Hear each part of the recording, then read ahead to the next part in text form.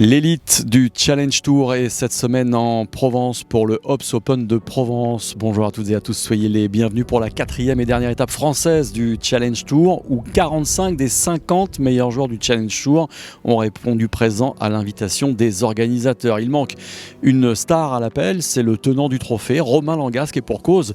Après son accession à l'European Tour, il défendait ses chances cette semaine au Dunhill Links sur le tour principal. Néanmoins, quasiment une quarantaine de Français sont présents cette semaine avec de bons espoirs de victoire. On aura effectivement notamment un œil attentif à la prestation d'Antoine Rosner. Rappelons-le, s'il venait à s'imposer cette semaine, il monterait directement sur l'European Tour. Une bonne nouvelle à quelques jours seulement de l'Open de France. Allez, on prend tout de suite la direction du parcours pour un large résumé de cette Hops Open de Provence, 2e édition. Au commentaire, Jean-Louis Tourtoulon. Le parcours du golf international de Pont-Royal est dans un état exceptionnel pour la venue des joueurs du Challenge Tour. Beaucoup de travaux ont été effectués durant l'hiver pour que ce tracé dessiné par la légende espagnole Severiano Ballesteros offre des conditions de jeu optimales aux joueurs. Avec un parcours dans de telles conditions, les retours des golfeurs professionnels sont forcément élogieux. C'est un parcours que j'aime beaucoup, que j'aime énormément. Effectivement, je vivais à Aix-en-Provence et ça m'arrive assez souvent de venir m'entraîner ici. Je pense que dans la région, c'est clairement un parcours leader qui se démarque pas mal des autres. D'autant plus que c'est quand même une signature exceptionnelle. Avoir un Severiano Ballesteros, on en a un seul en France et ici. Donc c'est quelque chose et je trouve que c'est un parcours très réussi qui peut être, s'il n'est pas assez bien entretenu, très compliqué à jouer avec beaucoup de sous-bois où les balles peuvent rebondir et se diriger dans des conditions compliquées. Là, tous les sous-bois sont nickel et ça, c'est vraiment une très très bonne chose et qui a d'ailleurs pas mal évolué par rapport aux années où je vivais à Aix-en-Provence. Des greens vraiment de qualité. Il y a toujours eu des départs incroyables ici et ça continue et c'est vrai que je pense que c'est une marque de fabrique de Pont-Royal, mais des départs exceptionnels et c'est très agréable de pouvoir comme ça engager le jeu dans d'aussi bonnes conditions. Et puis les fairways sont très bons, le tracé est vraiment très intéressant, très challenging. Bon, il y a souvent le Mistral ici, il ne faut pas que ça souffle trop parce que il y a quelques trous quand même malgré tout assez compliqués, notamment le 7, ou ne serait-ce que le 1 d'ailleurs, on peut se faire piéger très rapidement. Voilà, c'est un parcours assez court, mais qui est assez dur à scorer, vraiment pas facile. Ouais. Oui, je pense que les joueurs seraient tous d'accord de dire qu'on a une qualité d'entretien ici qui est parmi les toutes meilleures de la saison. Donc ça c'est indéniable. Le tracé est intéressant, c'est un parcours original où il faut un peu maîtriser différents types de trajectoires, il faut s'adapter, il faut anticiper les pièges. C'est pas uniquement du golf target moderne où il s'agit de taper des gros drives et planter les drapeaux. C'est un peu plus subtil, un peu plus fin. C'est un Ballesteros design, donc effectivement c'est assez atypique, ça sort du commun et je pense que ça plaît aux joueurs. Ouais, c'est plutôt pas mal, comme tu dis, franchement c'est un régal de jouer ici cette semaine. L'année dernière c'était déjà super bien organisé, le parcours était déjà top, mais je trouve que, alors après ils ont peut-être des conditions climatiques un peu plus clémentes cette année. Il y a un peu plus plu, du coup c'est pour ça que le terrain est un peu plus vert, mais là franchement je pense que tous les joueurs on se régale tous. Du départ jusqu'au green, les départs ils sont immaculés, on dirait des greens presque, on pourrait peut-être dessus. Les greens ils sont absolument parfaits, les fairways sont parfaits, on place la balle mais c'est parce qu'il y a un peu plus je crois ces derniers jours, donc non franchement c'est que du bonheur. Patrice Barquez est présent à Pont-Royal cette semaine. L'ancien golfeur professionnel est mandaté par la Fédération française de golf pour accompagner certains joueurs du Challenge Tour et du circuit européen. Il nous explique son rôle exact.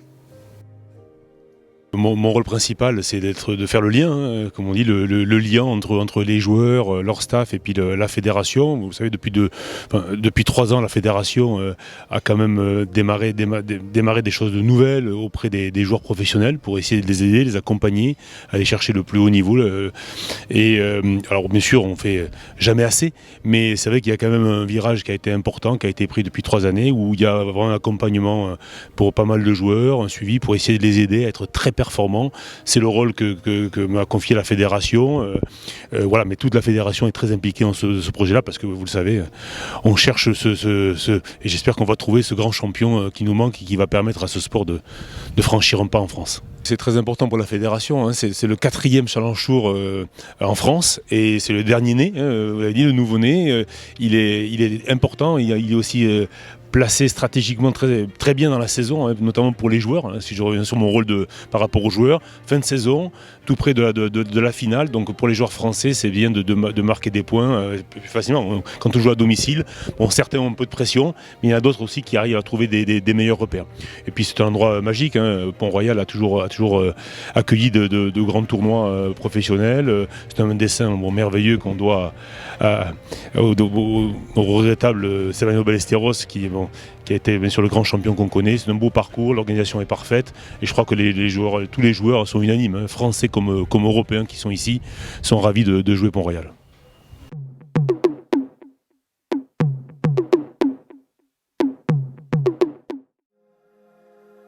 Les conditions de jeu sont parfaites pour ce premier tour de l'Obs Open de Provence. Les fortes pluies du week-end précédent ont assoupli le parcours et les joueurs présents dans les parties du matin en profitent. Aaron Cockerill réussit une formidable série de 6 birdies consécutifs entre les trous 4 et 9. Le Canadien jouera le retour dans le par et rend une carte de 66, moins 6 total, qui le propulse en haut du classement. Présent dans la même partie que Cockerill, John Wonko fait encore mieux. Le jeune amateur français d'origine sud-coréenne réussit 7 birdies contre un bogey, plus cette ficelle inattendue pour Eagle au 14. Carte de 64 pour John Wonko qui se retrouve en tête à moins 8.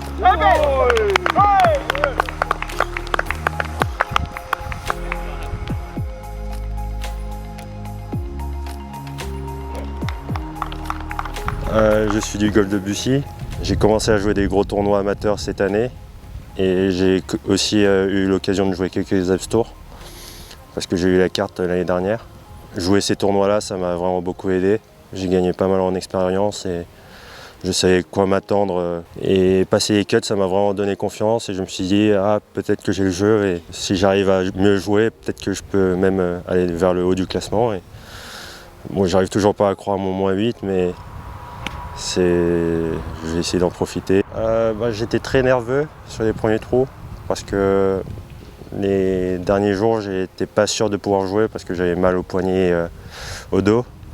Et au début j'essayais juste de jouer des zones et je voyais que je tapais pas trop mal, donc j'ai gagné un peu en confiance pendant la partie et ça s'est bien déroulé. J'ai mis quelques putts, j'ai mis des bons coups de fer et c'était cool. Le vent se lève un peu dans l'après-midi avec des rafales à 20 km/h. Les golfeurs présents dans le second fly auront plus de mal à scorer bas. Parti à 13h30 du 10, Grégory Havret démarre bien avec 2 birdies sur ses 2 premiers trous. Le triple vainqueur sur le circuit européen connaîtra un retour plus compliqué avec un bogey au 1 puis un double au 2. Le Bordelais finira tout de même en beauté avec un 3e birdie au 9. Carte dans le par pour Grégory Havret qui le place en 55e position. Ouais, des hauts et des bas, comme je pense pas mal de monde. Ici à Pont-Royal, c'est vrai qu'il y a beaucoup d'opportunités de birdie, mais c'est un parcours très piégeux. On peut vraiment se prendre les pieds dans le tapis assez régulièrement ici. C'est ce qui m'est un peu arrivé au 1 et au 2 notamment, où je mets une balle hors limite et une autre balle quasi hors limite.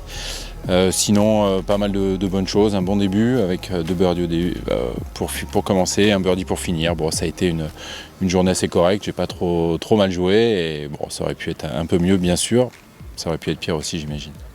Ouais, c'est pas mal, c'est vrai que ce moins 8 est assez impressionnant, vraiment, en plus c'est l'amateur français que je connais, je l'ai vu un peu en Espagne là, en début d'année, j'ai été un peu encadré quelques joueurs français, c'était un stage fédéral et je l'ai vu et c'est vrai qu'il a un énorme potentiel, il a clairement un très très bon swing, il joue très bien, là il l'a montré, ça va être je pense une bonne relève pour nous, donc ça c'est une bonne chose et c'est d'autant plus impressionnant que moins 8 sur ce parcours quand même.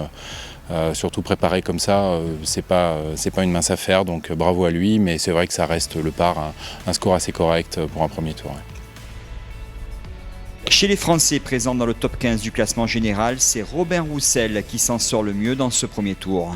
Le vainqueur de l'Open des Hauts-de-France au mois de juin rend une carte solide de 70, moins 2 total. Il est 19e ex-aequo. Ça s'est plutôt bien passé, je crois que je peux dire que j'ai plutôt bien joué du début à la fin. J'ai eu une petite mésaventure au 9 parce que je tape plutôt un bon drive sur la partie droite du fairway et je ne l'ai jamais retrouvé. Alors que c'est bourré de spotters, donc je sais pas trop. si elle est toujours dans un arbre ou quoi, non, je sais pas.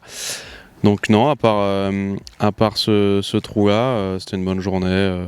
J'ai bien drivé, j'ai plutôt fait des bons coups de fer, j'ai très bien puté, même si j'en ai pas mis un seul, mais c'est encourageant.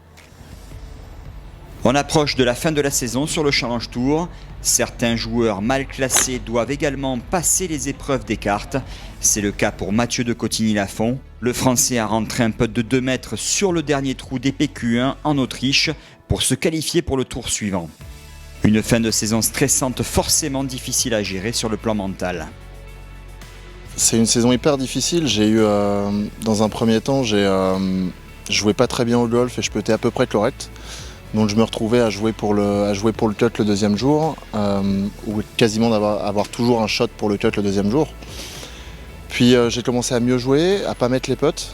Donc ça me frustrait parce que je me disais, attends, là il y a un mois je jouais entre guillemets pourri, je puttais correct. Là je recommence à jouer, les putts tombent pas. Et ça a été un peu ça depuis le début de saison, voilà, ça a été vraiment ça. Et aujourd'hui c'est un peu dans le thème de la saison, quoi. J'ai vraiment joué correct, rien d'alarmant et je sors avec un score de plus 4 qui est pas bon.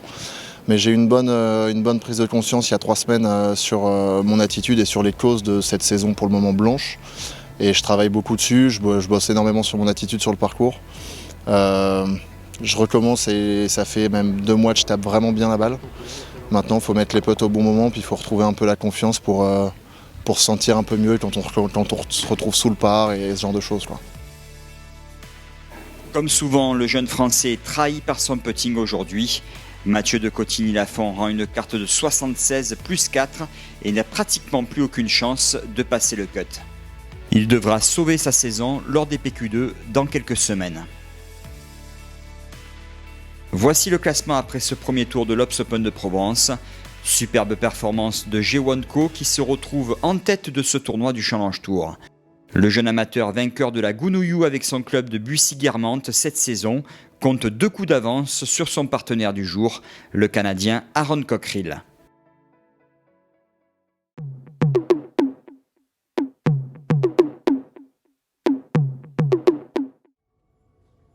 Le temps est encore au beau fixe pour ce deuxième tour de l'Obs Open de Provence.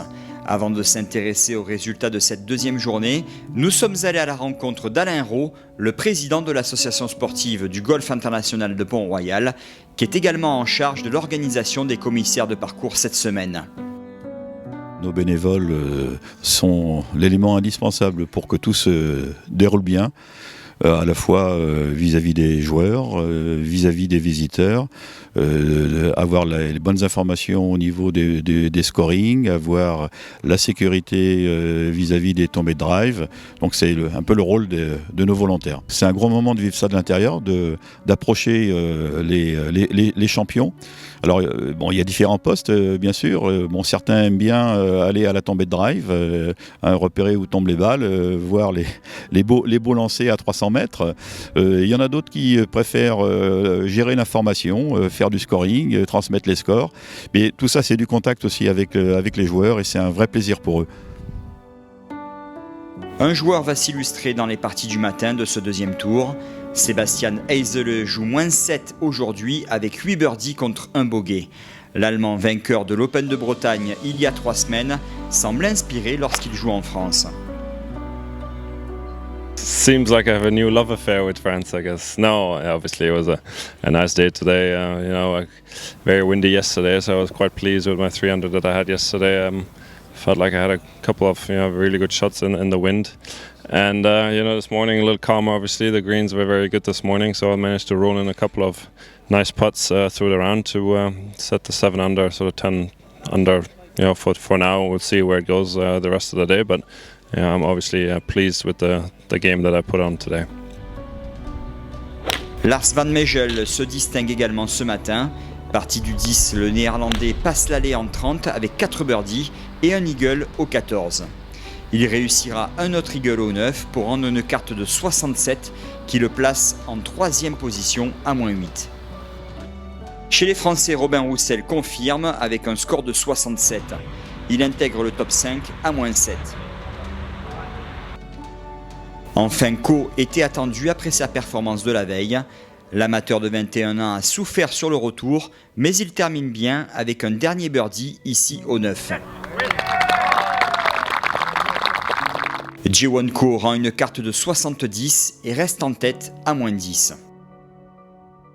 Pas grand chose de spécial, j'ai juste essayé de faire une autre partie comme d'habitude. Ça a très bien commencé, les 9 premiers trous, nickel, moins 3. Et sur le retour, peut-être que j'ai commencé à penser un peu au swing parce que je swing pas vraiment comme je veux. Et hier, je me posais des questions et tout, mais là, j'ai fait ma partie comme d'hab et j'ai abordé ça normalement, sans aucun stress. Et je ferai de mon mieux demain. Regarder mon carnet, faire ma routine et jouer. Et je sais que mon swing il peut tenir sous pression. Aujourd'hui, c'était un peu la mauvaise journée. Et puisque je me suis débarrassé de celle-là, il n'y a que du bon à venir. Voici le classement de cet Ops Open de Provence après 36 trous. Ko et Hazeley sont co-leaders à moins 10. 73 joueurs passent le cut fixé dans le par.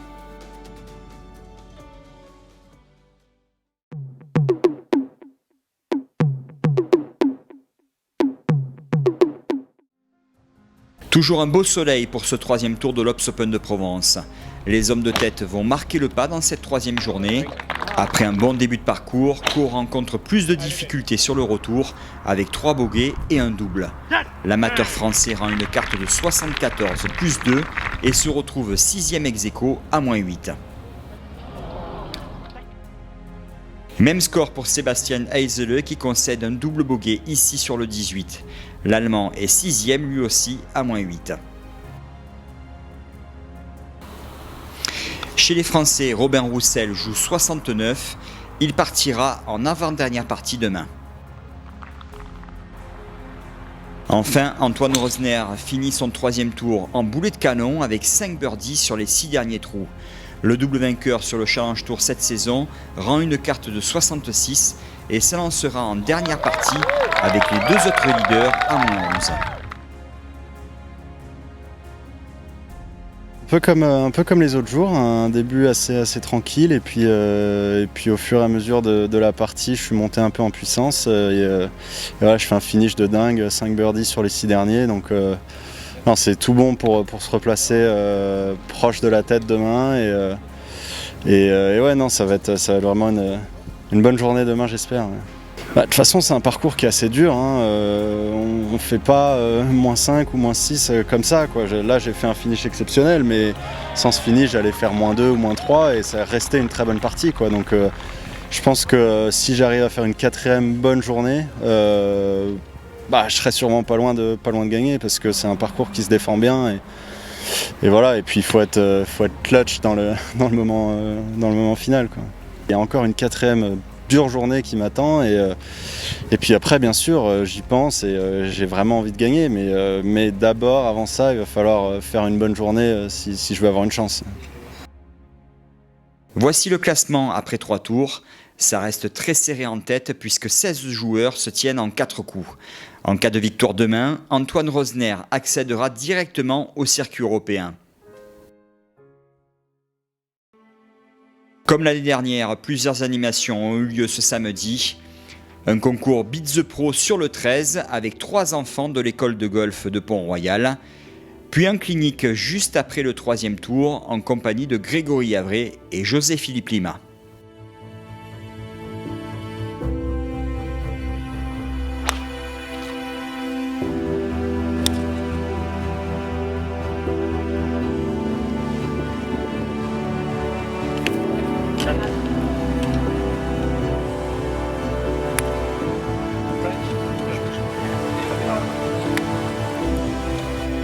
Tiens, comme t'as perdu une balle.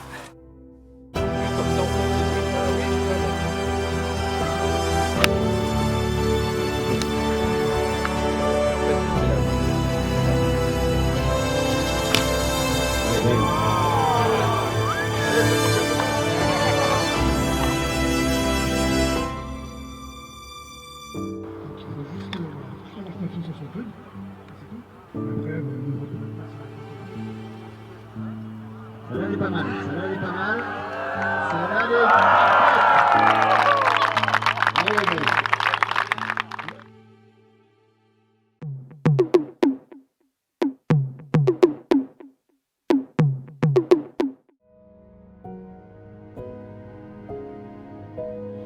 Il y aura une minute de silence pour la mémoire de Jacques Chirac.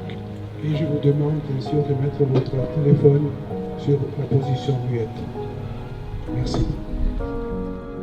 Le temps est encore exceptionnel pour ce dernier tour de l'Obs Open de Provence. Après une minute de silence en hommage à Jacques Chirac, décédé cette semaine à l'âge de 86 ans, ça part très fort d'entrée comme prévu. Antoine Rosner ouvre les hostilités avec 2 birdies au 1 et au 3 pour prendre la tête à -13. Malheureusement, le Français concède un double bogey au 4, puis un bogey au 5 et redescend à -10. Après un bogey au 1, Sébastien Garcia Rodriguez enchaîne 5 birdies consécutifs pour prendre les commandes du tournoi à -14. Mais l'Espagnol concède un bogey sur le par 5 du 9 pour revenir à -13. Après sa contre-performance de la veille, Sébastien Heisele sonne la charge à son tour. L'Allemand réussit 3 birdies sur l'allée avant d'obtenir un nouveau birdie au 12, puis 7 eagles au 14. Vainqueur de l'Open de Bretagne il y a 3 semaines, Heisele réussit un 5e birdie sur le 17, puis fait le par sur le 18 pour se retrouver leader au clubhouse à -15. Dans le même temps, une des parties phares de ce dernier tour se termine sur le green du 9. Grégory Havret conclut sa semaine avec un 7e birdie aujourd'hui. Carte de 68 pour Grégory Havret qui remonte à la 24e place ex-aequo à -7. Présent dans la même partie, Grégory Bourdi joue -1 et finit 45e à -4. De son côté, Robin Roussel a alterné le bon et le moins bon aujourd'hui. Il termine sa journée avec un dernier birdie sur le 18, mais ça ne suffira pas. Score de 69 pour Robin Roussel qui doit se contenter de la 5e place à -13 avec pas mal de frustration. Forcément, j'espérais beaucoup mieux. Il y avait beaucoup de monde qui me supportait. J'aurais vraiment aimé leur donner une petite victoire française encore cette année. J'ai fait quelques bêtises sur le retour. Ça m'a coûté plus ou moins cher parce que bon, je fais quand même une bonne semaine malgré tout. Mais ouais, super frustrant parce que je jouais très bien du début à la fin du tournoi et je sentais vraiment que j'avais le jeu pour aller chercher ce tournoi et j'ai pas saisi les occasions, j'ai pas très bien puté aujourd'hui. Donc, je suis super frustré là de suite, mais bon, dans 2-3 jours, quand je vais regarder le classement, finalement je sais que je me rapproche de l'objectif final qui est le top 15. Je prends encore des bons points cette semaine. Il y a encore du travail, mais ouais, là tout de suite, c'est difficile. Franchement, c'était exceptionnel aujourd'hui. Bon, quand j'ai gagné, forcément, à Saint-Omer, il y avait beaucoup de monde aussi et c'était hyper spécial, mais il y avait vraiment beaucoup plus de monde qu'à Saint-Omer. Ils ont été hyper chaleureux, hyper encourageants. Franchement, c'était exceptionnel. Vraiment, j'ai vraiment kiffé aujourd'hui. Ce sera un peu le même état d'esprit pour Antoine Rosner qui rend une carte dans le par, synonyme de 9e place à -11. Ah, ça pardonne pas, quoi. Je fais trop d'erreurs. Pas si mal, le fond était pas si mal, un peu comme les autres jours, mais j'ai pas réussi à bien gérer ces par 5. Aujourd'hui, c'était assez facile en plus. Je dois être au moins 2 coups sous le par sur les par 5 et je suis plus 3, donc je perds 5 coups et au final c'est les 5 coups qui manquaient, donc le reste était pas trop mal. Quelques putts qui auraient pu tomber, quelques coups un peu qui tournaient pas trop en ma faveur, mais bon, ça c'est le golf et bon, en tout cas ça reste je pense une semaine correcte, mais là chaud, très déçu. C'est fabuleux d'avoir autant de monde comme ça.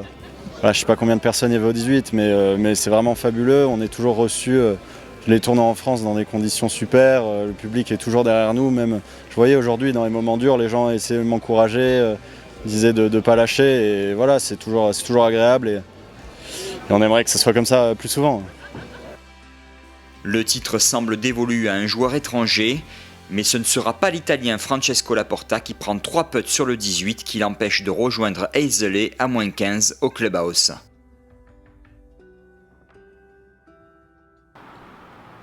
Également à -15 grâce à 4 birdies aujourd'hui, Lars Van Meijel en réussit un 5e sur le 17 pour prendre la tête à -16.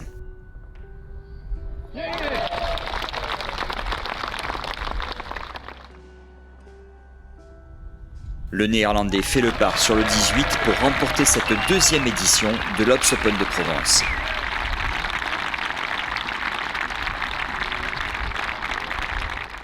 Première victoire sur le Challenge Tour pour Lars Van Meijel qui grimpe à la 14e place du classement général de ce circuit. Speechless. Yeah, it feels great. I mean, it was a long couple of days, and you see so many birdies, and you're just trying to focus on what you have to do. But yeah, of course, you know what's happening around you, and just really happy to get on top across the finish line. It was amazing. I mean, I think it's probably the biggest crowd we have on Challenge Tour, and yesterday as well there were 200 people probably, and now way more, and it was a lot of fun. And the golf course is great. It's a tough test, as you can tell from the scores. They're not super low, and you just have to hit it straight, and everything has to be really good. And it was a lot of fun. Yeah. Voici le classement final de cet Obs Open de Provence 2019. Lars Van Meijel s'impose avec un coup d'avance sur Sébastien Eisele. 3e place ex-aequo pour Laporta et Garcia Rodriguez. Le meilleur français Robin Roussel partage la 5e place et prend la 8e place de la Road to Mallorca. Voilà qui vient clore cette deuxième édition du Obs Open de Provence avec un magnifique vainqueur. Cap au sud maintenant, puisque les joueurs du Challenge Tour vont prendre désormais la direction du Maroc et du superbe golfe de Dar es Salaam sur le parcours bleu. Nouvelle étape du Challenge Tour. On n'est qu'à quelques encablures maintenant de la fin de cette saison du Challenge Tour. Les points vont être très importants. Vous pourrez en suivre évidemment de larges résumés sur nos différentes antennes.